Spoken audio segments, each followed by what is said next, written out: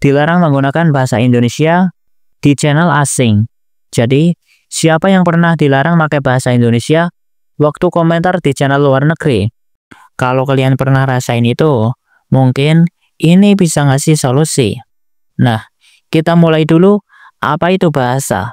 Bahasa adalah sebuah kemampuan makhluk hidup untuk bisa berkomunikasi dengan makhluk hidup lain.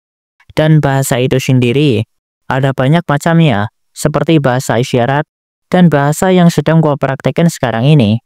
Oke, jangan terlalu jauh, langsung aja pada intinya. Awal dan fungsi dari bahasa. Secara singkat, awal dari mengapa bahasa kita bisa berbeda adalah karena beberapa atau sekelompok makhluk hidup melakukan perjalanan yang sangat amat jauh sampai terpisah dari kelompok asalnya. Misalkan, orang Jawa Barat ke Jawa Timur, Aceh ke Papua, Asia ke Eropa, dan sebagainya. Nantinya, orang atau manusia yang terpisah dari kelompoknya tersebut akan membentuk suatu kelompok baru dan menciptakan bahasanya sendiri. Lalu, kenapa orang kita melarang penggunaan bahasa kita sendiri di channel asing? Untuk alasan yang utama adalah karena mindset. Orang-orang kita kebanyakan percaya bahwa bahasa asing seperti bahasa Inggris, Cina, Jepang, Rusia itu lebih baik. Kenapa bisa lebih baik? Dikarenakan mereka sangat sering melihat jika mayoritas orang pintar itu selalu menggunakan serapan kata asing. Semisal, smart, overthinking, dan bahkan yang gua ucapin di awal, yaitu mindset. Hampir semua kata tersebut dilontarkan oleh orang-orang yang punya kapabilitas.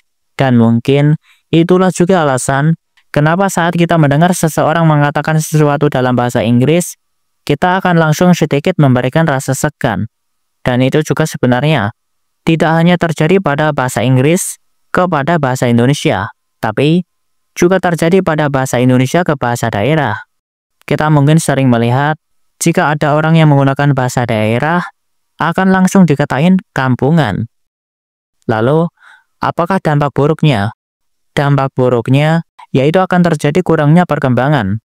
Karena dengan dilarangnya penggunaan bahasa Indonesia dari kalangan orang lokal, maka orang asing sendiri juga akan enggan belajar bahasa Indonesia.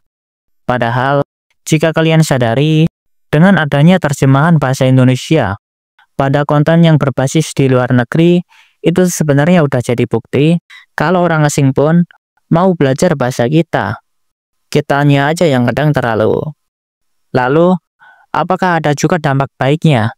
Tentu ada. Karena yang namanya buruk, ada juga baiknya.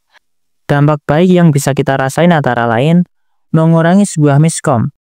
Karena kondisi bahasa kita yang kurang populer, tentu aja, alat penerjemah seperti Google itu tidak akan berfungsi secara optimal dalam menerjemahkan bahasa Indonesia ke bahasa lain, seperti Arab, Cina, Korea, dan sebagainya.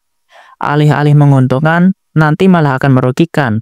Seperti nulis, aku suka sama kamu, tapi malah berujung, aku suka SMA kamu.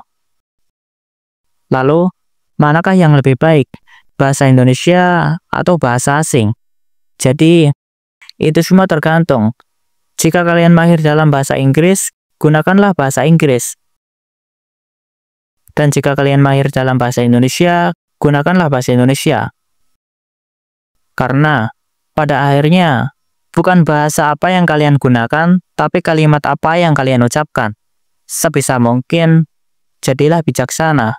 Karena dengan ucapan baik kalian menggunakan bahasa Indonesia, mungkin aja, setelah mereka berhasil menerjemahkan kalimat yang kalian ucapkan, dia akan senang dan mulai tertarik dalam belajar bahasa Indonesia. Jangan buat mereka trauma.